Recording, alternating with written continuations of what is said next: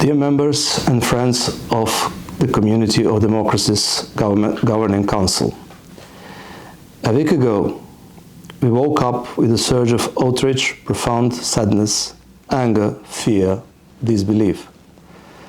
After 2 years of tackling of devastating pandemic, we are now again hearing the sirens of war. Instead of working together for overcoming many challenges that affects citizens across borders, once again we are witnessing the consequences of a narrative built on the ruins of the past and its negative legacies, disrupting the freedom, values and the gains of the modern democratic and civilized world. The narrative used by authorities of the Russian Federation is a brutal misinterpretation of the truth and a hypocrisy in the light of the lessons learned from the past. For decades, we have been investing in peace and prosperity. No one should abuse these foundations. Despite numerous calls of the international community for de-escalation, peaceful resolution, and above all, reason, still, people of Ukraine feel the real and devastating consequences of war. But not just Ukraine. The whole world is facing the ugly face of war. At the same time, we are also seeing that Russian actions has united the free world in renouncing it, and we should stand united against the wrongdoing while persistently trying to find a peaceful solution.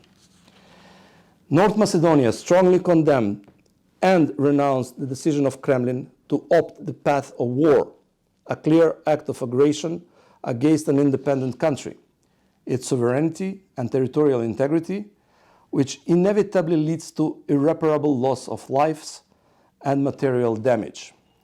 To this effect, the government of North Macedonia had joined all EU restrictive measures and sanctions in response to crisis in Ukraine, as well as all CFCP decisions regarding the territorial integrity of Ukraine, all EU statements, declarations and positions on Ukraine. We have adopted a decision to close the airspace for Russian air carriers and undertook initiatives to counter disinformation, including the prohibition of the state-owned media like Russia Today and other Russian outlets from our media space. We have extended military and humanitarian assistance to Ukraine in line with their request. We have joined the unison position of condemnation in all international organizations, including the statement of the Governing Council of the Community of Democracies on Ukraine.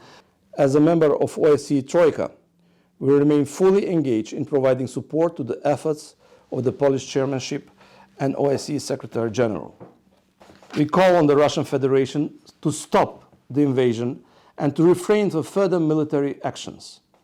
We call for immediate restoration of peace in order to give headways for the diplomatic engagements. In these difficult times, we stand by Ukraine and its people, hopeful that reason and accountability will prevail and that life will be back to normalcy. Restoring peace should be an imperative.